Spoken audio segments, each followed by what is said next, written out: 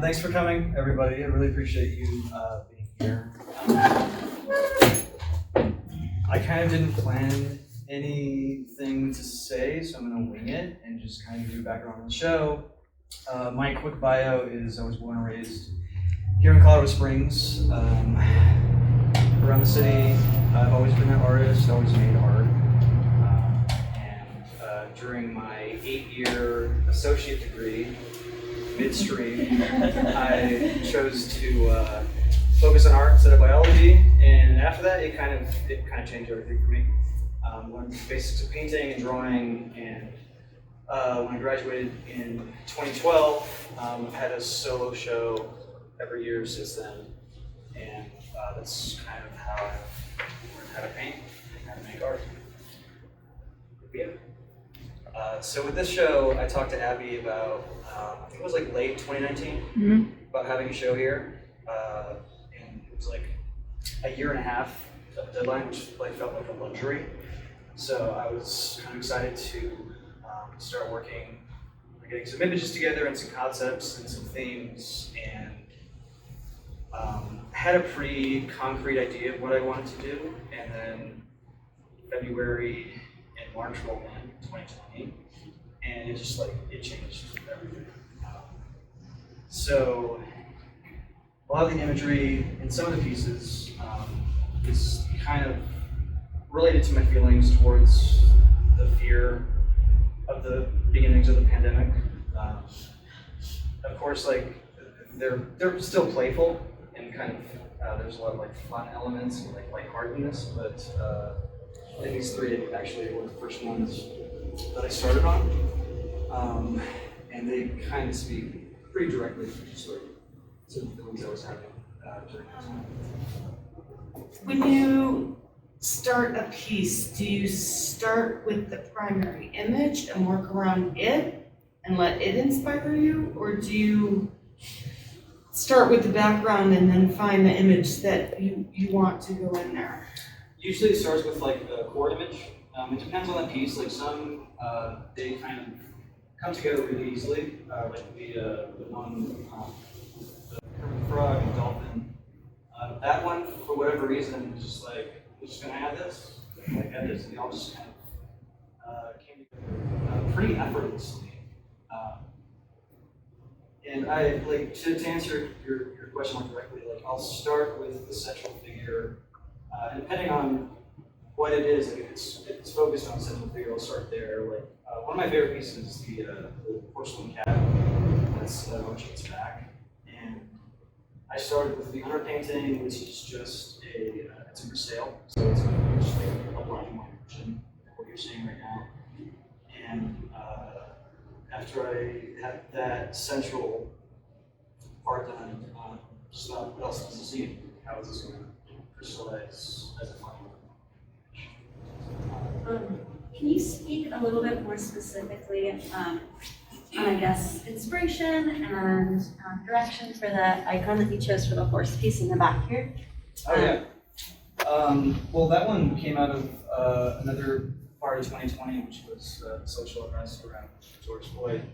And I don't know how to speak directly to a lot of these things, the pandemic, some indirect, nods towards nature with this one. This is when a lot of the statues are being taken down. And a way of understanding history, preserving history, but also making it our own. This was my way. So I just took a shot. I think it's Andrew Jackson. Of these moments, and just on my phone, just scribbled him out, added horse, and painted that. And the curtains, I don't know why, I always wanted to add curtains in a piece. It doesn't add anything to the piece itself, but I had an opportunity to do that, so that's that piece. With a lot of my older work, especially I like to play with two things that I grew up with, which was my mom's stack of art books and then the cartoons I grew up on. And I've always had those kind of my DNA as an artist.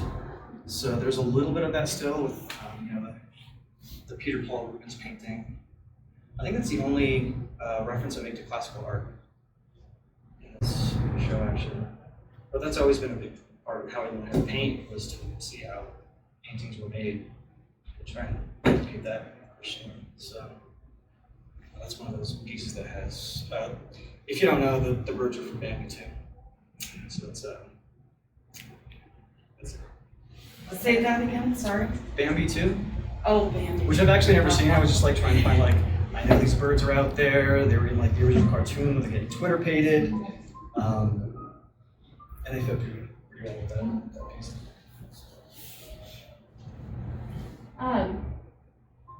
I feel like I have a comment and then a question. Sure. I feel like a lot of your work has this vaporwave kind of aesthetic that's like from the 80s in a way, where you're taking this historical context and you're bringing in this, you know, animated discussion.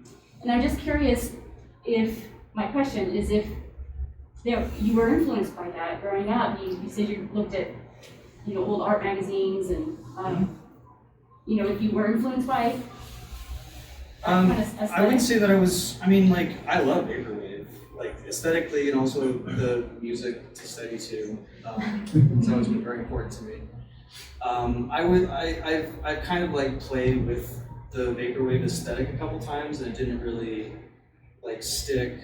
But I can't get away from looking at old paintings and the old masters, and just the way that I relate to them is like just seeing these as a child, and having the other things that were around in my like mental environment as a child too, which is like cartoons. Ren and Stimpy were like huge influences just as a person,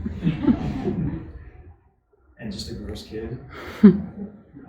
So that's trying to like take the graphic properties of cartoons and the classical painting techniques. That's always been something I've tried to use in my practice, because it's fun. You know, cartoons are fun, and old paintings, like they have this like history of technique and learning how to actually use the pigments. That's how I learn to paint.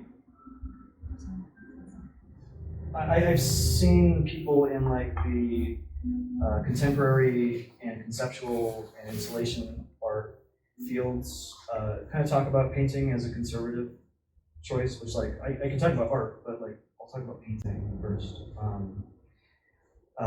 Painting is something that's been around for, you know, a long time. It's got like these like kind of like storied historical figures in it, and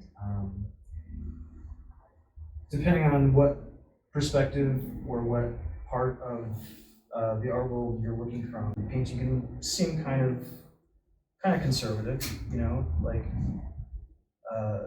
there are more radical things to do in the world than, you know, make a painting art-wise. But I like painting because it's a satisfying medium for me to work in personally. It's the only way that I could like make art, I think. Although I also like to experiment with other things, but it just has this like immediate satisfaction. The pigment is like right there. You can like put down just prime red, and it's right there. So it's immediate. So it gets to that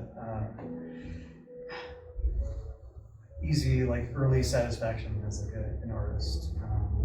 But there's also like so many things you can spend your life learning how to perfect the classical oil techniques of, you know, oil painting. And that's fun, and it's exciting. You know, like, I love like when I discovered glazing and like what you can do with the Versailles method, and glazing the colors. Like that was just a big light bulb for me. Oof, it's sexy. So, I think that's where I like oils, and just like two-dimensional art for me. If you go through Instagram and look at contemporary artists and painters making what they make, like there is an infinite vocabulary, and it's you as an artist like to find your voice somewhere in the infinite choices that you can make. And it's overwhelming sometimes just having like a two-dimensional surface. Like you can do absolutely anything, and it's just finding your voice. So it's exciting.